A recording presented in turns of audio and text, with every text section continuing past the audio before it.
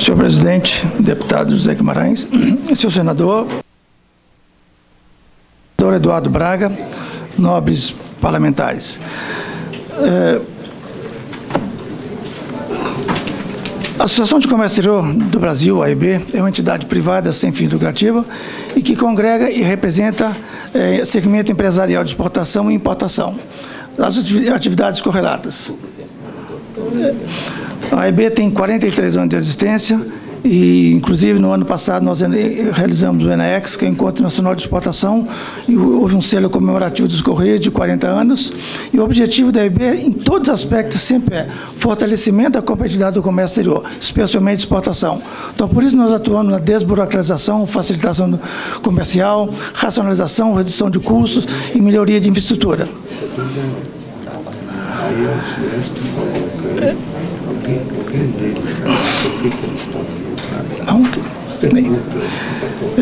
A AEB apoia toda e qualquer medida que possa representar redução do custo do Brasil. O nosso famoso custo do Brasil, que faz com que nós tenhamos muita dificuldade de exportar produtos manufaturados.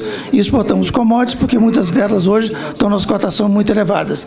Então, diga a respeito, o que favoreça a redução do custo de exportação, a AEB tem apoio. Por isso, todos nós concordamos que ampliar a competitividade de produtos brasileiros no mercado internacional é indispensável. E isso passa necessariamente por melhoria da infraestrutura. E exige isso aí, por isso, investimentos públicos e mesmo privados.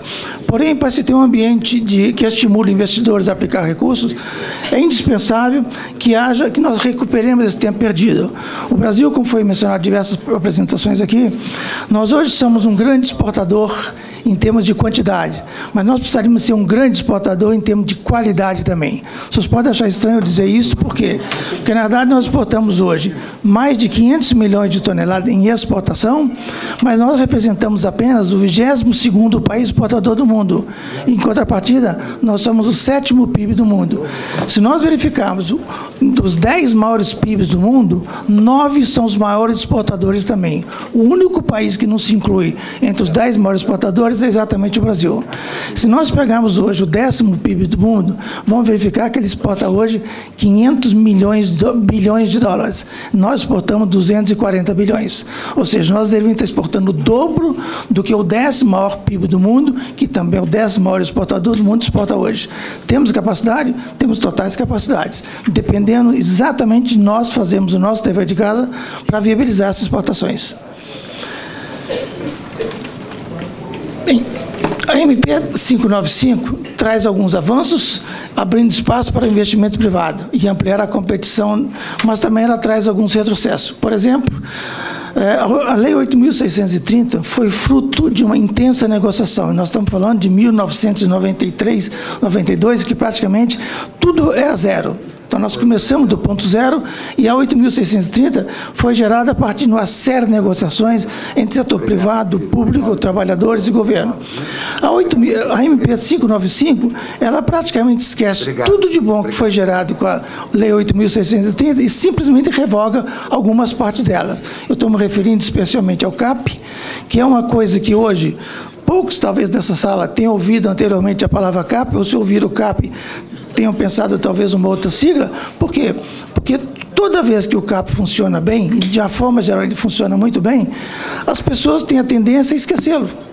É como fosse, eu brinco, como se fosse um juiz de futebol. Quando ele apita um jogo muito bem, ninguém sabe o nome do juiz, muito menos se ele estava presente. O CAP é a mesma coisa. O fato do CAP funcionar bem faz com que muitos dos senhores talvez não tenham nem ouvido a sigla no passado, porque essa sigla simplesmente não tinha muito peso. Bem, a Lei 8.630, que trouxe uma série de avanços para o comércio exterior brasileiro, ela permitiu que houvesse um expressivo investimentos em termos na área portuária, graças exatamente ao aspecto de permitir a participação do setor privado. Veja como foi salientado por dois apresentadores aqui, o volume de exportação do Brasil em quantidade, desde a edição da Lei 8.630, passou de 200 para mais de 500 milhões de toneladas, como eu mencionei. Esse é o mesmo gráfico foi apresentado de outra forma, apenas esse gráfico espelha a quantidade em termos de exportação, importação e total. Veja que, enquanto em importação nós estamos mais ou menos estabilizados em termos quantitativos, em termos de exportação nós tivemos exponencial crescimento. Claro que esse crescimento deve-se especificamente às commodities, especialmente as agrícolas, e às commodities de minério de ferro também. Bem, o Brasil, como eu disse, é um país exportador de peso. Eu gostaria de dizer peso com sentido duplo, quantidade e qualidade, mas é um país de peso em termos de quantidade, em que hoje que nós temos 95% de tudo que o Brasil exporta hoje e 85% em termos de valor é exportado via portos. O que significa para nós? Portos para o Brasil não é uma alternativa de meio de transporte, é a única opção de transportes. Nós não temos outra opção. Então, nós temos que ter portos eficientes, adequados ao que o Brasil pode produzir.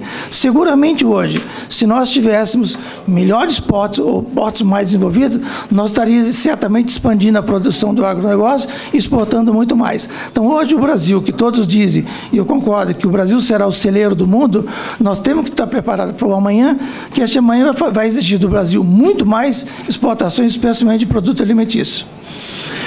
Bem, o CAP. CAP já foi mencionado aqui, direto e indiretamente, é o Conselho de Autoridade Portuária. O CAP atua nos portos públicos e, apesar de ter sido criado pelo artigo 31 da Lei 8.630, ele hoje tem uma função fundamental, alguns aspectos fundamentais, que poucos notam. Desde 1995, não existe uma greve nos portos de trabalhadores portuários.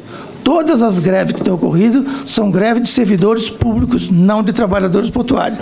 E esse mérito tem que ser acreditado aos CAPs, aos diferentes CAPs do Brasil, porque, através desses CAPs, eles permitiram com que as empresas tivessem menos perdas. O objetivo do CAP, basicamente, é estimular a competitividade, que é o objetivo da MP 595, aumentar a produtividade, reduzir custos, aprovar plano de desenvolvimento e zoneamento, homologar diretrizes, homologar tarifas portuárias. Quer dizer, é uma participação direta no Conselho da Administração Portuária. O CAP é constituído por 4 blocos: poder público, operadores portuários, trabalhadores e usuários, exportadores e importadores. Os membros do CAP são indicados por entidades da sociedade civil e designados por portaria da CEP. O mandato do CAP são 2 anos, renovável por 2 anos, a cada 2 anos.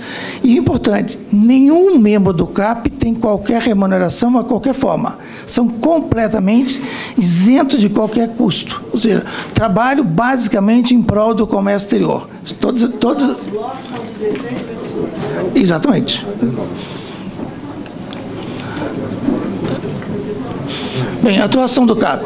O CAP é um exemplo de governança cooperativa, no qual tanto o poder público como os operadores portuários, trabalhadores, usuários dos serviços portuários e afins participam do colegiado através da racionalização e otimização do uso das instalações portuárias. O CAP veio fomentar a ação industrial e comercial do porto, fazendo com que ele tenha condição de cumprimento de todas as normas de defesa da concorrência. Pelas suas funções, o CAP se constitui um órgão auxiliar de controle externo, fornecendo informações, sugestões e denúncias para saneamento de eventuais realidades que possam ocorrer. A atuação do CAP tem aprovação quase unânime. Veja que todos que nós comentamos, todos que falaram sobre o CAP, todos são a favor do CAP. É de se fazer a pergunta: por que ser contra, se todos são a favor? Não há nenhuma... Essa é a nossa pergunta aqui, minha e do Guimarães, que ninguém quer calar. Então, mas, como você vê, todos mencionaram aqui o CAP, todos foram favoráveis. Nós temos aqui uma lista que a EB manda uma correspondência para cada um dos membros da mesa, com 17 entidades no Brasil. Vou só ler, até em respeito às entidades: Associação Brasileira dos Distribuidores de Produtos Químicos e Petroquímicos, Associquim, Sindicatos Importadores e Exportadores do Estado do Espírito Santo, Sindiex, Sindicatos Importadores e Exportadores do Estado do Paraná, Sidexpar, Federação das Indústrias do Estado do Rio de Janeiro, FEJAM, Câmara Brasileira de Contêiner e Transporte Ferroviário e Multimodal, a CVC, Associação Comercial do Rio de Janeiro, Associação Brasileira dos Terminais Retroportuários das Empresas Transportadoras de Contêiner, a BTCC, a Comissão Portos, Sindicatos Conferentes de Cargas e Descargas no Porto, Rio de Janeiro, Centro da Indústria do Estado do Amazonas, CIAM, Associação Brasileira dos Terminais e Recintos Alfandegários, Arbitrar, Associação Brasileira da Indústria de Tubos e Acessórios de Metal, Habitan, Associação Brasileira da Indústria de Higiene Pessoal, Perfumaria e Cosmética, Abitec, Federação do Comércio de Bens e Serviços Turismo do Rio Grande do Sul, FEComércio, Sindicato Interestadual da Indústria do Tabaco, Sinditabaco, e Sindicato da Indústria e Açúcar do Álcool no estado de Pernambuco, Sindaçuca. Quer dizer, todas as entidades formalmente manifestaram em correspondência o apoio. Você vai entregar isso para a gente? Isso foi encaminhado a todos vocês, mas se quiser tirar cópia, não tem nada contra. Eu posso deixar foi com vocês. Foi encaminhado para nós? Foi, mas eu tenho uma. Eu deixo a cópia para vocês. Bem, a EB, em conjunto com essa carta que eu citei de lá, são as empresas, não preciso falar outra vez, decisões, apesar de todos os aspectos positivos, o artigo 16 da MP 595 retira do CAP. Ele está dizendo que encaminhou essa cópia para todos. Mas, então, só voltando aqui. Então, o artigo 16 da MP 595, ela simplesmente retira do CAP a sua atribuição de órgão deliberativo e confere a 4 um inexpressivo órgão consultivo. Ou seja, simplesmente nada. É apenas como se fosse a rainha da Inglaterra, sem qualquer expressão em termos de atuação. Assim, os diferentes segmentos envolvidos nas atividades portuárias estarão excluídos de atuar para melhorar os aspectos operacionais de custos nos portos, reduzindo transparência, eliminando a participação da sociedade no processo decisório. Deixa eu te dar uma cópia com teu nome, inclusive. E deixa eu tirar logo. Você já leu mesmo? Pode tirar a cópia. É que tem teu nome. Apenas com o registro da greve que eu mencionei. Bem, a MP 595 não reforma a administração portuária, como era a demanda da grande maioria dos diversos segmentos que atuam no setor, mas apenas retira a competência, transferindo para ANTAC, CEP e CONAPORTES. Ou seja, o que era descentralizado ficou centralizado nessas 3 entidades agora. Nesse sentido, ele veio na contramão da administração moderna que requer a descentralização e a participação dos interessados em democratizar o processo decisório.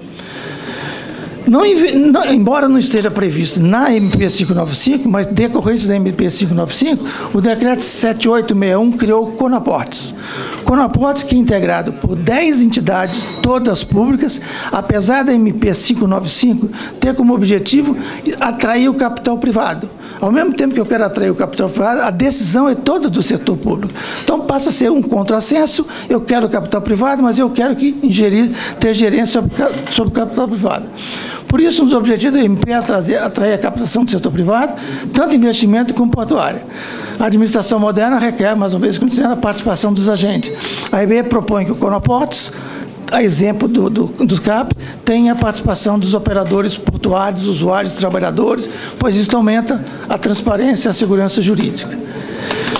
Por todos esses fatos, a IAB e as 17 entidades foram mencionadas aqui solicitam a esta comissão mista que mantenha o CAP na forma original, que tenha atuado de forma destacada em prol do comércio exterior brasileiro, mediante o acolhimento da emenda 205 do senador Álvaro Dias, que resgata e mantém inalterado seu poder órgão. Como diz o ditado, um time que está ganhando não se deve mexer. Muito obrigado, senhores.